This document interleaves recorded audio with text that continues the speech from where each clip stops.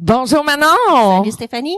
Bonjour tout le monde! Merci d'être avec nous ce soir au pub Le Morse du 35 rue Saint-Jacques à Saint-Jean-sur-Richelieu.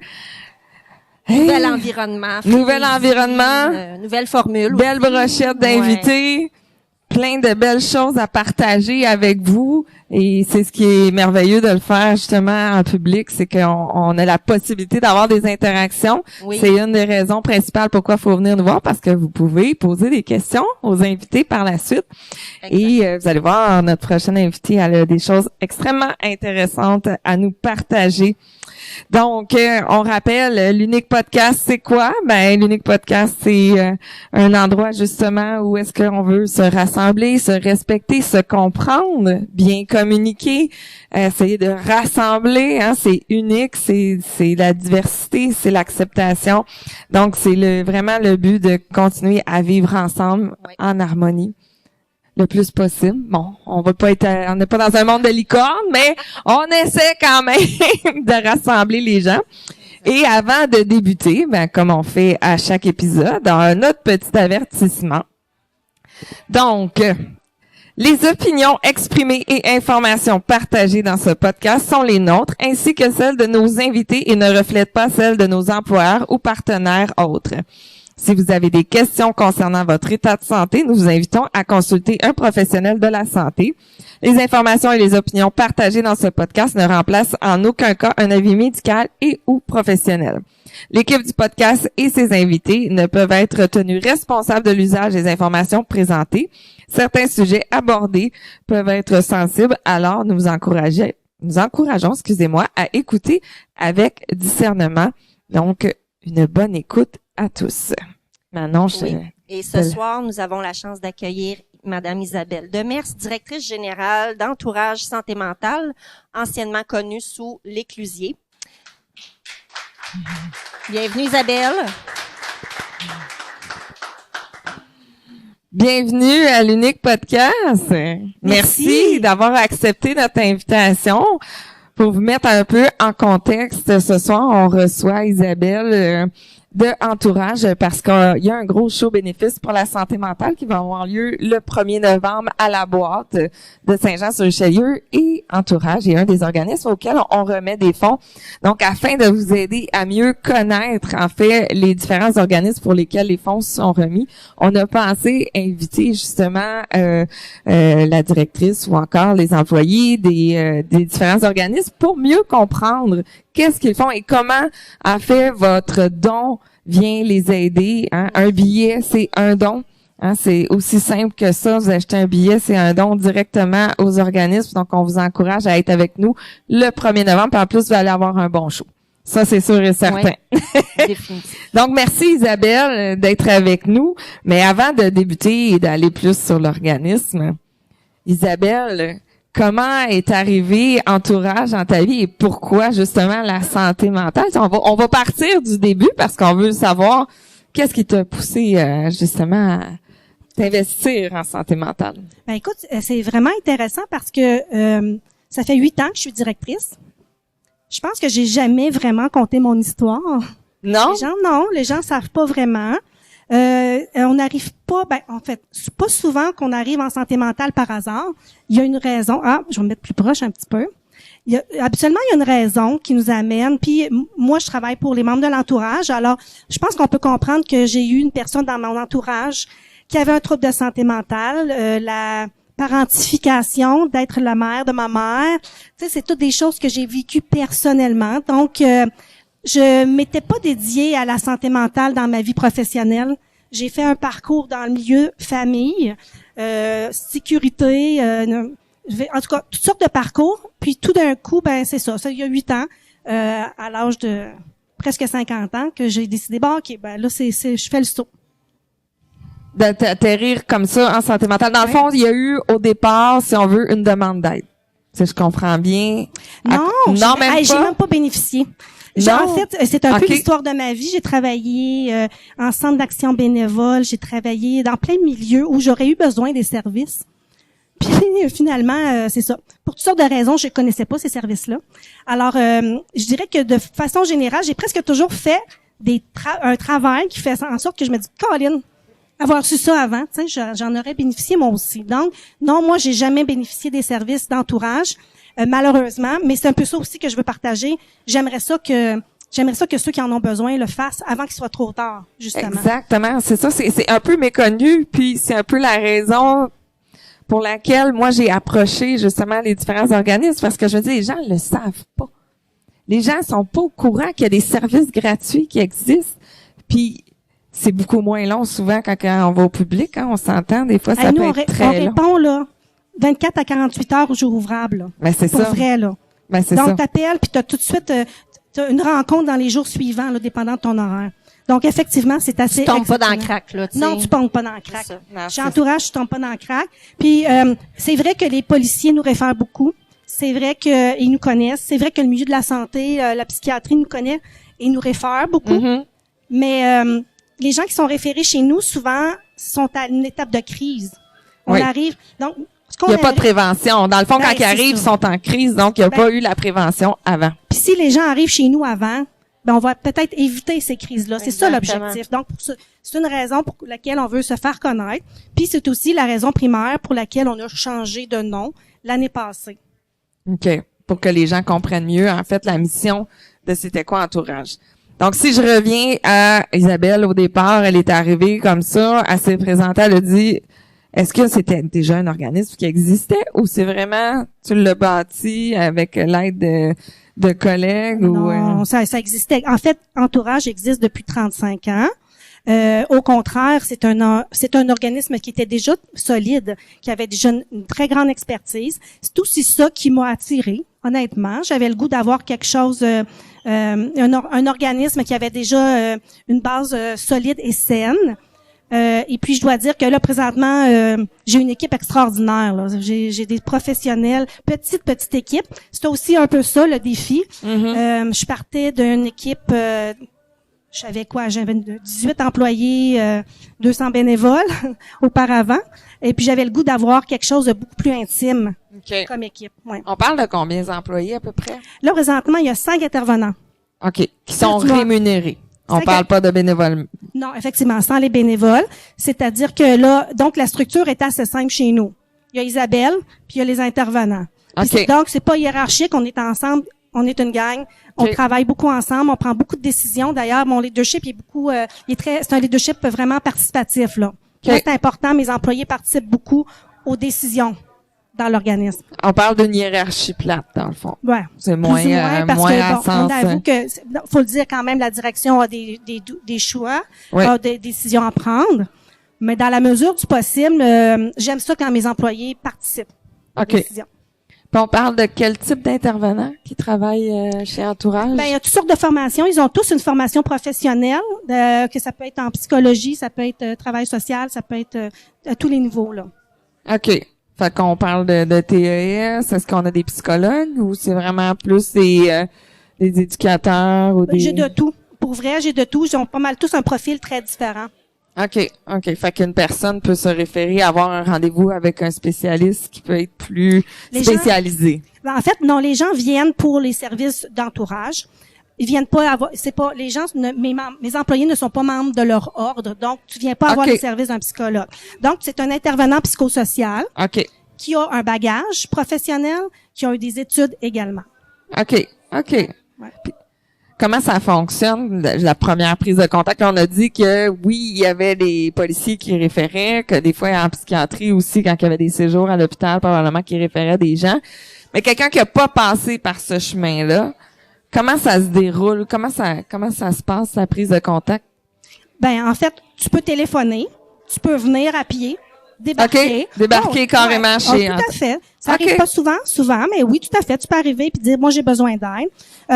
On a aussi un bouton très, très présent sur notre site Internet. Donc, tu ouvres la page, la première chose que tu vois, c'est je veux m'auto-référer ou référer quelqu'un, puis je suis un professionnel. Donc, ça aussi, c'est super facile. Quelques questions à remplir. Chaque jour, il y a un intervenant qui te garde. Que t'appelles, que tu envoies un courriel, que tu te déplaces, il y a quelqu'un qui est là pour pouvoir te recevoir. Les heures d'ouverture? 8h30 à 4h30. Parfait. qui sont 5 jours par semaine. Mais par contre, quelqu'un qui a un besoin, mais comme tu disais, il y a des gens qui sont de garde. Donc, peu importe l'heure qu'ils appellent, j'imagine. Ben, en fait, quand on dit de garde, c'est pendant les heures d'ouverture. OK. Oui. OK. Sinon, les gens laissent des messages. Bien sûr, on a nos collègues qui sont le Centre de crise et prévention du suicide. Donc, ce sont les référents. D'ailleurs, sur toutes nos communications, les gens le savent. Quand c'est une urgence, ben, c'est sûr qu'il y a des intervenants disponibles 24/7 dans cette organisation-là. OK. C'est qui? C'est quoi le profil typique de quelqu'un qui a besoin d'entourage? C'est semblable et varié en même temps. Donc, quand on parle de membres de l'entourage, c'est tous membres de l'entourage confondus. Une grande partie, ce sont les parents de quelqu'un qui a un problème de santé mentale. Mais il y a les conjoints, il y a les enfants, il y a le propriétaire, il y a le patron, qui peut nous appeler, tout à fait, qui a un employé qui a des soucis, puis bon, il se questionne. Donc, dépendant des souliers que les gens portent, c'est sûr que les interrogations sont différentes. Mais l'élément central, c'est que c'est une personne qui est dans son entourage, il y a quelqu'un qui souffre, puis ça fait souffrir aussi les gens autour. Donc, c'est vraiment l'élément central, c'est qu'est-ce que je peux faire pour l'aider? Comment je peux mieux comprendre la maladie? Comment je peux faire aussi pour me protéger? Oui, ça, c'est un des enjeux très importants, hein, parce que souvent, en tant que parent, si on pense à un parent qui s'investit auprès de son jeune, de se protéger puis de pas tout donner à son enfant, c'est quelque chose. Fait que je pense que c'est le rôle le plus difficile. Ouais. Le parent qui a un enfant qui a un trouble de santé mentale, parce que on le sait en tant que parent, hein, quand on a des enfants, même si quand ça va bien, c'est difficile. Ouais. On est investi, on a l'impression qu'il faut tout donner. Quand on a un enfant qui a des enjeux, quand on a un enfant adulte, même des fois, en fait, nous on travaille surtout avec des personnes adultes qui ont un trouble de santé mentale. Mais quand on a un enfant qui a un enjeu, que ça perdure dans le temps, on craint pour sa vie, pour sa sécurité, ben c'est sûr que c'est pas facile. Et de garder son équilibre, c'est vraiment le défi. Pour la personne de l'entourage. Oui, exact. Mais quelqu'un de l'entourage, quand on parle de parents, d'enfants, de sœurs, de frères, de conjoints, peu importe, si la personne, elle est pas diagnostiquée. Oh, ça arrive souvent. Ben, c'est ça. Fait que, qu'est-ce qu'il dit? Ça serait quoi un exemple vraiment concret pour que les gens comprennent mieux et se situent mieux pour comprendre comment ils peuvent aller chercher de l'aide? Qui ferait en sorte, OK, moi, je pense que je vis, prenons un conjoint, mettons, avec quelqu'un que je pense qu'il y a vraiment un problème de santé mentale. Et là, moi, ça m'occasionne peut-être même des problèmes à moi au niveau de la santé mentale. Fait que ça serait quoi un exemple, là, qu'on pourrait dire de façon concrète pour que quelqu'un soit capable de « Hey, c'est ça je vis ». Pour qu'elle puisse comprendre que elle est capable peut-être d'aller chercher de l'aide. Ben, écoute, les symptômes, c'est tellement divers parce que on touche différentes maladies. Ça peut être la schizophrénie, la bipolarité, le trouble de personnalité limite, la dépression, les troubles anxieux. Donc, je peux pas te nommer une situation précise, mais déjà, en partant, j'aurais le goût de vous dire, si t'es pas sûr puis tu te questionnes, la première étape, appelle-nous. Premièrement, ça fait partie de nos valeurs. La valeur première à l'entourage, c'est l'accueil. On prend le temps avec toi. On va prendre le temps de s'asseoir pendant 1 heure et demie. On va voir la situation. Si c'est pas nous les meilleures personnes, on va te référer au bon endroit. Donc, je dirais que à partir du moment que tu poses la question, peu importe, là, viens nous voir. La personne se sent pas bien, elle a l'impression qu'elle est avec un conjoint depuis XY années, puis elle observe, mais les gens ont pas tous la connaissance de la santé mentale et des différents symptômes et ce que ça implique. Puis à la limite, pour eux, ça peut avoir l'air normal pendant un certain temps jusqu'au jour où la personne... Tabou, hein? Très tabou, jusqu'au jour où la personne, elle se sent plus bien. Et elle se pose la question. Je pense que tu as dit l'élément central. C'est surtout quand tu te sens plus bien dans une situation, quand tu sens qu'il y a quelque chose, c'est là que tu comprends qu'effectivement, tu as besoin de soutien. La maladie mentale amène c'est beaucoup la grenouille dans la marmite. L'allégorie qui fait en sorte que, tu sais, la grenouille est dans une marmite d'eau chaude. Ben, en fait, au début, c'est une marmite qui est sur le feu, puis ça va, tu sais, elle se baigne, puis plus le temps avance, plus l'eau devient chaude. Mais les familles en santé mentale, c'est comme ça. La chaleur arrive, mais là, tu t'habitues. Exact. Fait que le jour où tu te rends compte que t'es dans la reine de bouillir, là, là, il est rendu pas mal tard. Donc, c'est sûr qu'à partir du moment que tu as un malaise, que tu sens que ça va plus, ça veut déjà dire que tu as déjà dépassé une certaine limite. C'est le temps d'appeler Entourage. Et c'est là qu'Entourage, en fait, peut intervenir. Et qu'est-ce qu'Entourage, justement, va offrir à cette personne-là qui va appeler?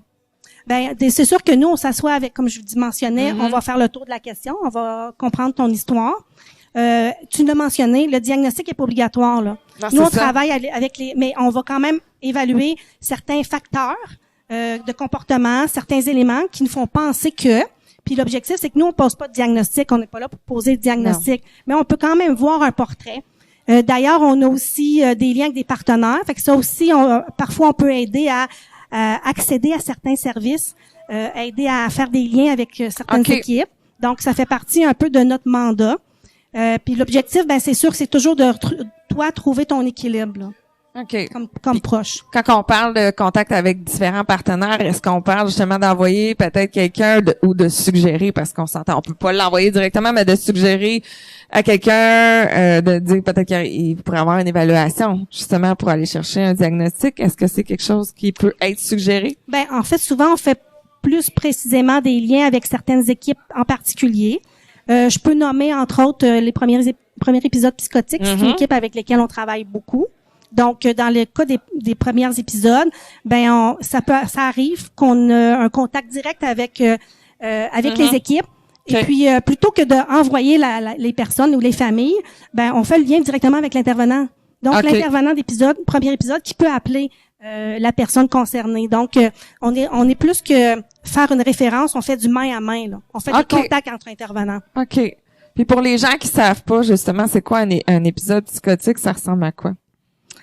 Écoute, puis c'est quelque chose de complexe. C'est sûr que c'est très large, mais tu sais, pour les gens qui nous écoutent, qui savent pas. Et tu sais, une psychose pour eux autres, ça peut être juste de la drogue. Tu sais, il y a beaucoup de gens qui n'ont pas nécessairement les connaissances. C'est là un peu que j'ai envie d'éduquer un peu ou de montrer aux gens dans des mots peut-être qui les rejoignent plus. Qu'est-ce que ça veut dire? C'est quoi un épisode? Ça serait quoi l'indice que tu dis, je pense que ça, c'était un épisode psychotique? Une psychose, c'est quand il y a quelque chose qui déconnecte de la réalité. C'est pas évident toujours, parce que parfois les psychoses sont très collées à la réalité. Ça aussi, comme la fameuse grenouille dans la marmite, des fois ça glisse. T'as un conjoint qui dit, tu sais, c'est un businessman bien connu, mettons, puis il dit, moi, il y a quelqu'un qui me suit. Il veut voler mes idées. Puis au début, ça fait du sens.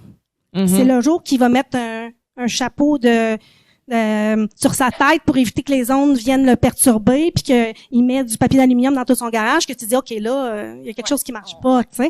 Donc, la psychose, c'est quand tu perds un contact avec la réalité, mais c'est pas quelque chose. Puis il y a plusieurs façons de perdre contact. Donc, les idées délirantes peuvent être d'ordre religieuse. Ça peut être, t'as l'impression que Internet te surveille, puis d'une certaine façon, tabarnouche, quand on y pense... on confirme que le téléphone, c'est drôle, on reçoit des publicités 2 secondes après qu'on ait parlé de quelque chose. Hein? Exactement. Là, je pense qu'on est tous schizophrènes, finalement.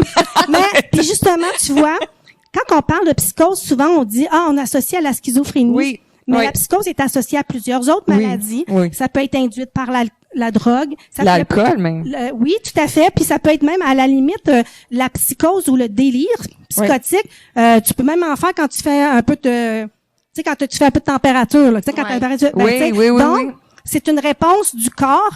Donc, tu sais, qui est d'une certaine façon, le corps se protège pour toutes sortes de raisons. Donc, c'est pas quelque chose qui est... tu sais, ça prend des psychiatres, bien sûr, pour faire ce genre de diagnostic-là. Puis je dirais que je lève la main pour les psychiatres qui ont un travail pas facile à effectuer.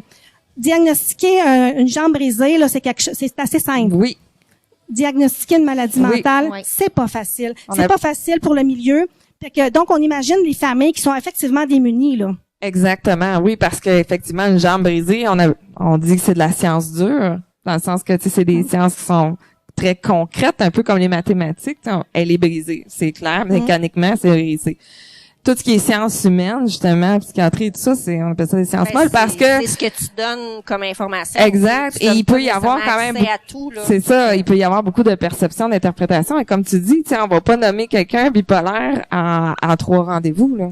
Puis ça prend beaucoup de rendez-vous avant de donner un diagnostic de bipolarité, là. Puis tu t'as nommé, ça prend des informations. Puis c'est là que les membres de l'entourage, les familles, ont un rôle à jouer. Oui. Puis on les encourage, puis on les soutient là-dedans. Parce que pour avoir un diagnostic ou même pour avoir des soins, ben les familles, des fois, ils ont des informations précieuses à donner. Que la personne va pas dire elle-même, là. Ben, qu'elle pense pas à dire. Puis que le ou elle les voit pas. Oui, tout à fait. Effectivement, quand tu es dedans, tu vois pas nécessairement tous les éléments. Donc, les familles, c'est le filet de sécurité, c'est super précieux. C'est ceux qui gravitent autour des personnes qui ont besoin de soutien. C'est des personnes. Puis d'ailleurs, je parlais avec quelqu'un d'ici de l'Assemblée, puis on se disait, avoir un diagnostic en santé mentale, là, c'est pas le coup près de la mort, là. Non. Il y a plein de personnes qui vivent très, très, très bien avec leurs conditions, qui ont conservé un équilibre. Avoir une famille qui te soutient, c'est encore plus facile de garder ton équilibre, par exemple. T'sais. Donc, c'est très tabou encore, par contre. Les gens osent pas. Les gens ont peur d'être identifiés, ont peur d'avoir cette étiquette-là, souvent. Ah, puis parfois raison. Dans le milieu professionnel, c'est pas évident dans certains milieux d'avoir un diagnostic. Non. Plusieurs travailleurs de la santé cachent un diagnostic de TPL.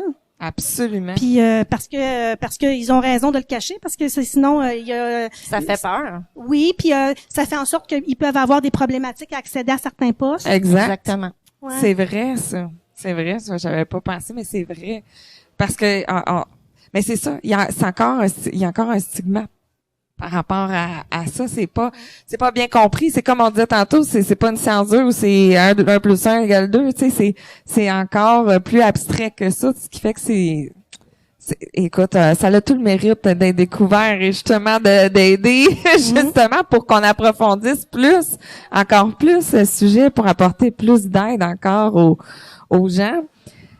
Puis les personnes de l'entourage qui viennent vous voir, est-ce que ils sont contents quand ils ont les services, que vous avez eu des retours? Vous m'avez vraiment aidé à communiquer avec mon enfant, mon conjoint, ma sœur, parce que j'ai appris comment elle fonctionnait, comment dans sa tête ça fonctionnait, donc ça m'aide à mieux communiquer. Est-ce que vous avez des retours comme ça? Est-ce que vous avez, je veux pas dire succès parce que je trouve pas que c'est le mot approprié, mais si justement une clientèle qui reconnaît notre travail, c'est justement les familles, les membres de l'entourage. Moi, mon parcours professionnel, là, je suis jamais restée aussi longtemps qu'à entourage. Puis c'est un peu ça aussi. On se dit souvent à l'intérieur entre nous autres, avec l'équipe, on a une clientèle bonbon. Okay. Parce qu'on peut juste leur faire du bien. Puis on peut dire que ils nous remettent ça au centuple. On a une clientèle extrêmement reconnaissante. Donc c'est valorisant pour les intervenants, tu sais, qui travaillent, puis de sentir qu'on a fait la différence. Hein? Parce qu'on fait la différence dans la vie de plein de personnes, des fois comme intervenants. Avec certains types de clientèle, le retour est pas toujours direct. Hein? Ça. C'est quoi les enjeux les plus fréquents que vous avez, les diagnostics ou les trucs auxquels vous faites face? C'est quoi le diagnostic qu'on voit le plus, ce sont pour les proches, ça c'est le TPL. TPL. Oui, trouble de personnalité limite. C'est vraiment le diagnostic qui est le plus présent. C'est aussi un diagnostic qui fait en sorte que les familles se sentent un peu plus démunies parce que quand on a un diagnostic de schizophrénie ou bipolarité, par exemple, on finit par apprendre un peu c'est quoi la maladie, on s'initie à comment je peux agir avec mon proche, qu'est-ce qui est aidant. C'est pas toujours facile, mais ça marche par vague. Mais le trouble de personnalité limite, c'est quelque chose qui est très présent. C'est des personnes qui sont explosives. On parle souvent d'eux en disant « je marche sur des œufs ouais. ». C'est d'un trouble qui fait en sorte que l'entourage et sa corde raide pas mal plus. Donc, ils ont tendance à plus venir nous consulter, les familles de proches TPL. Puis effectivement, comme tu dis, c'est un trouble. C'est-à-dire que, tu sais, la schizophrénie et la bipolarité, en général, on va donner une médication assez précise pour régulariser justement les états qui sont un petit peu plus exacerbés ou délirants. Tandis que le trouble de personnalité limite, Des fois, il va y avoir une médication pour l'anxiété, mais mis à part ça, c'est du comportement. Oui, puis ça Fait que demande ça, c'est difficile pour l'entourage en général. Là. Ça demande pour la personne qui a le diagnostic une grande introspection pour pouvoir effectivement, ou aller en thérapie, c'est encore idéalement, mais sinon, une très grande introspection pour passer par-dessus puis apprendre. C'est pas impossible d'ailleurs, hein? On a des très bonnes, oui, on a des bons facteurs de succès, mais effectivement, l'explication que tu viens de donner est très crédible. C'est ça, parce que c'est beaucoup, justement, c'est la personne qui doit aussi travailler sur elle. Et ça va aider beaucoup l'entourage si la personne, dans le fond, accepte justement de travailler sur elle, ce qui est pas... Parce que avant qu'elle-même prenne conscience de ses comportements, de ses agissements, de ses pensées, de ses émotions, hein, là, je viens d'en dire beaucoup, mais c'est pas fait. T'sais, fait que des fois, ça peut prendre du temps. Fait que l'entourage, eux autres le voient parce qu'ils le subissent souvent avec des personnes qui sont TPL. Là, je parle comme ça parce que j'essaie de donner, en fait, justement, le plus d'exemples concrets et clairs pour que les gens puissent se retrouver parce que c'est tellement abstrait, des fois, la santé mentale, que c'est très difficile de s'y retrouver. Puis peut-être que vous êtes dans une situation comme ça, vous vivez avec quelqu'un qui est comme ça, puis vous n'êtes pas certain, comme Isabelle a dit, si vous posez des questions, déjà, c'est un bon indice que c'est peut-être le temps d'appeler. Déjà, en partant, ça serait déjà ça. Puis qu'est-ce qu'on peut souhaiter justement pour entourage? Qu'est-ce que ça fait que justement comme différence le fait de recevoir des dons? Parce que vous êtes un organisme qui fonctionne, c'est communautaire. Oui. Donc, vous avez besoin de ça pour continuer à offrir des services. Non, tout à fait. Ben, je pense que on dit, mais comme tous les organismes, en fait, on a une subvention de base. Ça couvre pas tous les besoins. On a un nouveau projet depuis 2 ans où on offre des services aux jeunes membres de l'entourage. Donc, les jeunes de 14 ans et plus qui ont un parent, un chum, une blonde ou un ami qui a un trouble de santé mentale, ben on est là pour les soutenir. Ça fait partie des éléments où il faut aller chercher des dons. Faut toujours aller chercher plus d'argent pour pouvoir continuer à faire cette mission-là d'un nouveau service. On y croit beaucoup. Alors, subvention ou pas de subvention, c'est sûr qu'on va continuer à offrir ça. On travaille en entourage quand on offre des services. On veut justement ne pas être tributaire juste des subventions qui disparaissent au bout de 2 ans. Quand on décide d'embarquer dans un projet, on embarque. Donc, on offre ce service-là. Ben, ça veut dire qu'il faut patiner de notre bord pour aller chercher des sous. Puis on a heureusement des gens de la communauté qui nous soutiennent, qui pensent à nous. Merci. Oui, ça fait tellement plaisir parce que je sais à quel point ça peut faire une différence. C'est trop tabou encore, c'est pas assez discuté, c'est pas assez partagé, puis il y a une incompréhension tellement à plusieurs niveaux que... Puis on s'isole aussi, hein. Oui. On a un cas de santé mentale dans notre famille, souvent la famille va s'isoler, en parlera pas. Fait que c'est... Oui, non seulement on s'isole, mais aussi des fois, quand on veut soutenir notre proche, des fois on se fait juger. Puis des fois les gens nous excluent justement à ce niveau-là aussi. Donc le message c'est que effectivement, je pense que plus on va parler de problématiques de santé mentale, plus on va le comprendre. Exact. Plus on va comprendre aussi qu'il y a de l'espoir et puis que ces personnes-là ils ont juste besoin de soutien en fait là, tu sais, que ce soit les proches ou que ce soit les personnes qui ont un souci aussi, puis que quand c'est un beau trophée, écoute, idéalement ça serait de les soutenir, pas de les juger, mais de les soutenir. Exactement. C'est pas une fatalité. Non, tout à fait. C'est pas une fatalité. Exactement. Est-ce que tu as vu une différence avec la pandémie? Est-ce que ça l'a explosé? Ça l'a explosé. Trouble de personnalité limite était le diagnostic qui était vraiment très présent. Il était encore beaucoup. Les problématiques psychotiques. Okay. C'est ce qui a pris beaucoup le dessus depuis le COVID. Je pense qu'il y a eu... il y a une période... pendant la pandémie, la première année, là, il y avait une gang de personnes... quand tu as un diagnostic de schizophrénie, là, puis t'es isolé, t'es chez vous, là, c'est que... Non, t'es bien en astique. Aucun stimuli, t'as pas à dealer avec les autres à l'extérieur. Ce qu'on a vu surtout, c'est que c'est après quand on revient dans la vie normale. C'est ça. Là, c'est ça, parce que là, cet isolement-là, il y a eu ses effets à à long terme. Là. Oui. C'est bien beau là au début. Là. C'est sûr aussi que c'est une période plus difficile. Hein? Les gens, souvent, quand on a un diagnostic, dans certains diagnostics plus lourds, on a des injections à avoir aux 3 mois. Ben là, faut que tu y ailles à tes injections si tu veux continuer à garder ton équilibre. Ça aussi, ça a été un défi. Donc, la pandémie a amené beaucoup d'absentéisme à la médication. Puis c'est sûr que ça amène des déséquilibres à ce moment-là. Oui, effectivement. Écoute, on va souhaiter avoir avoir un objectif plus élevé que l'année passée. Je vous invite vraiment, c'est important de donner. Soyez présents le 1er novembre, show bénéfice pour la santé mentale. On a les 3 organismes, on va vous les présenter. Aujourd'hui, on avait Entourage, on va avoir aussi le centre de crise de prévention du suicide et on va avoir Passement à la POC. Ils sont tous importants, ils ont besoin de vous. En plus, vous allez avoir un bon show.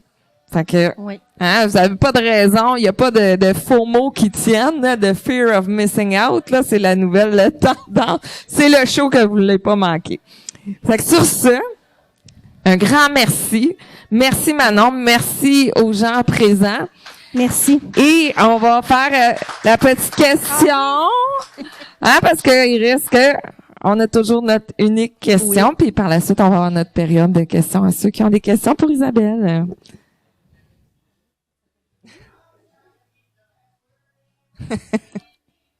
Pas tout de suite, pas question. On a déjà quelqu'un qui est prêt à poser une question. Ah, on l'avait tantôt. Je pense que c'est la même qui est. C'est la même. Ben, oui. OK. Elle a déjà été nommée par quelqu'un précédemment, mais et puis en plus, je vais pas mal aller dans le même. Ah oui, dans la même option. C'est quoi la question? OK, la question c'est donc quelle opinion as-tu en voyant les jeunes d'aujourd'hui? Moi aussi, je suis très positive. Moi, je vois des jeunes extraordinaires. Déjà, on a nos jeunes, j'ai mes jeunes à moi, mais mes jeunes ont des amis.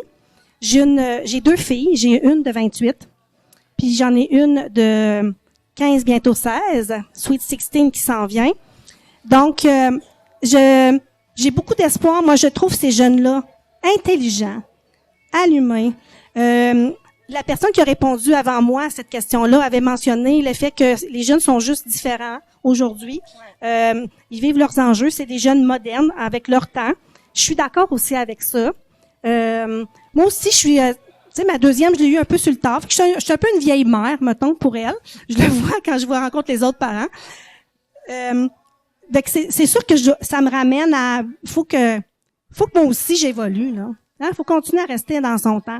Donc, moi, au contraire, je les trouve plus allumés que nous autres, on l'était. Au contraire.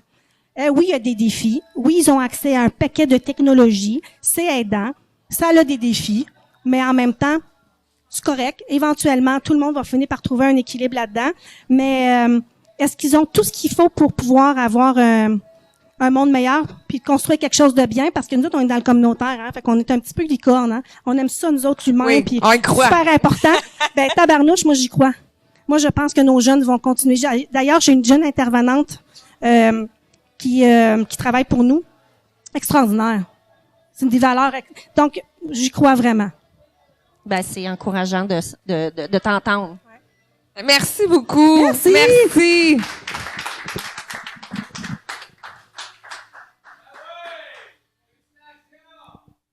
Est-ce qu'on a des gens qui ont des questions?